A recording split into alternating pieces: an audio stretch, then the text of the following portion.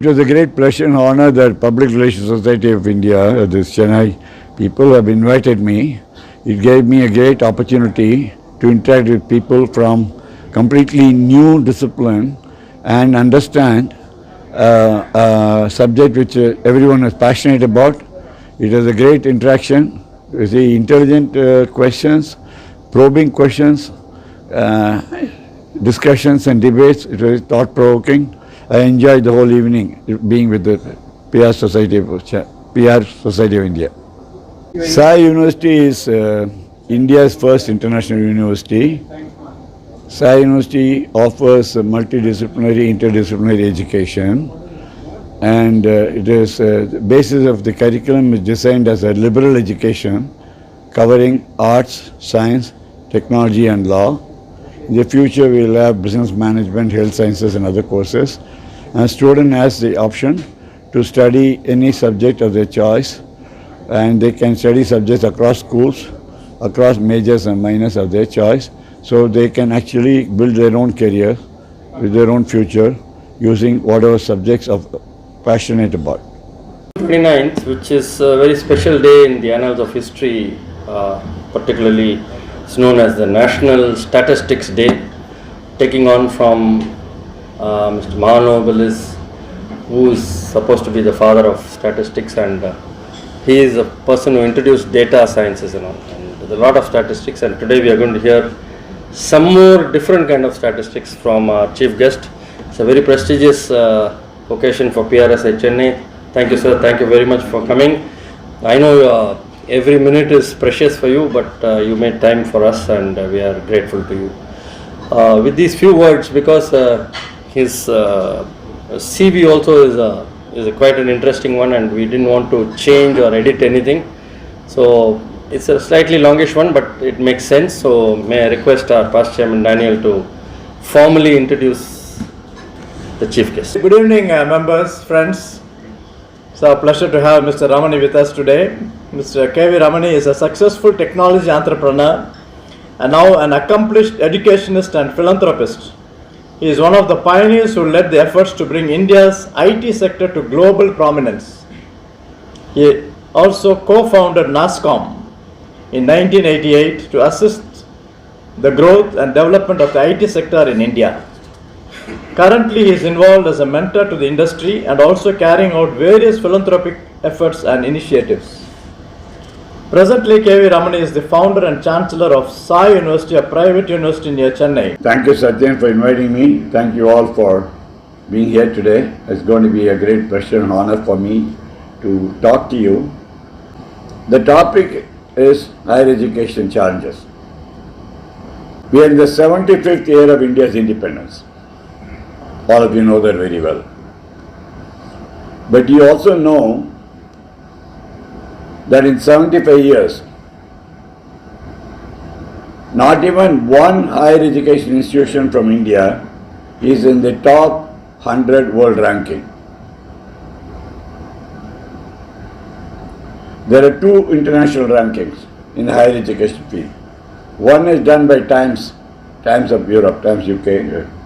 It's called Times ranking, it's the most famous. The second well-known ranking is called QS ranking. It's also a European ranking. They publish global index of universities who are willing to be ranked. And not even one university of Indian anywhere appears in the top 100. This is a fact. The best of the Indian institutions are IITs, come between 125 to 150. Most private universities, or before that, say some private universities come between 700 range. Few, very few, handful of them.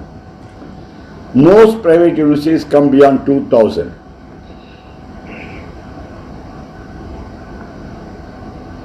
Just so that you know, do you know how many universities exist in India? 768 or something, the last count, 700 plus, according to UGC figures. Why is it that in 75 years we have not produced one international level university in India is a question that I am going to talk about.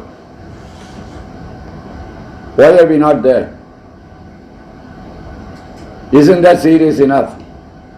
Yes, I can say that immediately after independence, our priorities was providing literacy, basic medical care, providing housing, providing insurance, health coverage, whatever.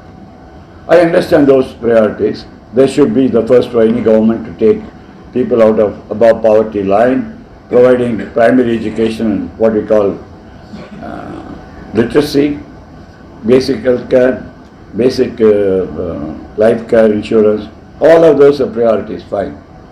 I grant 25 years, 30 years, 40 years, 50 years. What happened to the 75th years?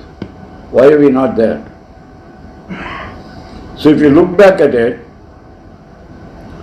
in my opinion, I'm not going to say this is a discovery, but in my opinion, our education system is completely wrong. Totally, completely wrong, and has failed us. Because we are still living with the system designed by Lord Macaulay before independence. All of you know. Macaulay's famous statement was to Indian education system to produce clerks for the British government. So we adopted Macaulay's education system, made it more complex to produce even more clerks. So you see today in the media, in the press, people are clamoring for government jobs. The government is also putting offers to say if you come to power we will give so many jobs. Why is the government getting into the position of jobs?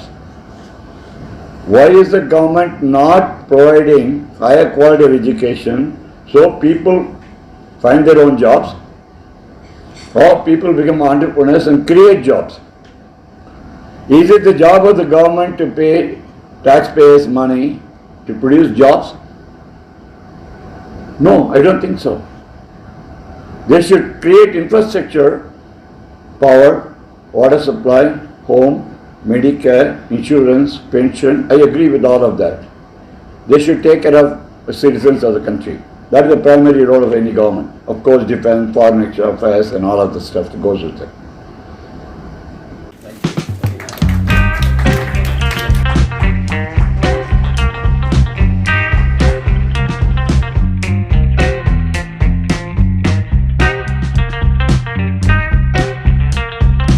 Even though it was different from what we normally get, but I'm sure that Sai University will become a torchbearer of quality education not only in Chennai but in the world. So all the best, and thank you very much for all of you who have stayed and enjoyed the talk. We'll catch up soon on some other interesting aspect very quickly. Thank you.